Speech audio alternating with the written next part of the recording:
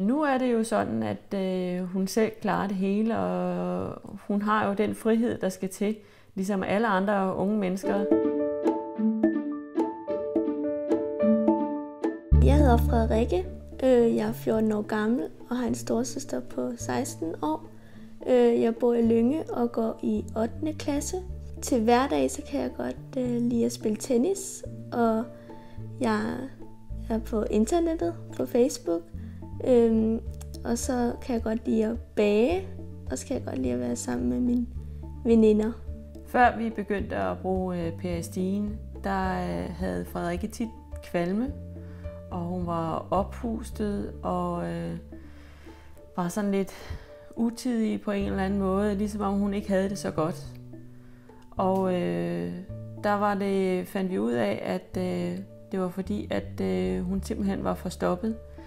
Og de produkter, vi brugte før, var simpelthen ikke nok.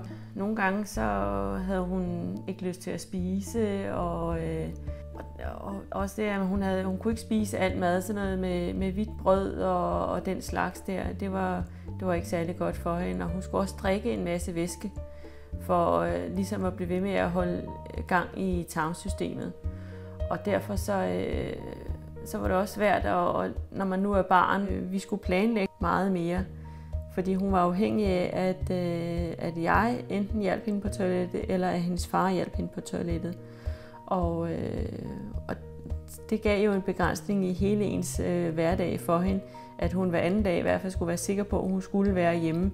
Og derfor så blev vi introduceret til peristin-produktet inde på Rigshospitalet, men så hørte vi det faktisk også igennem Rygmarvsbrokforeningen og andre forældre, som havde brugt det her system, og som var glade for det, og som sagde, at det var nemt at bruge, og også brugervenligt for børnene, fordi at det var sådan, den blå skulle til den blå, og den grå skulle til den grå, og så det har været meget nemt at anvende lige fra starten. I starten, der var det mig og hendes far, som sørgede for, at alt var i orden.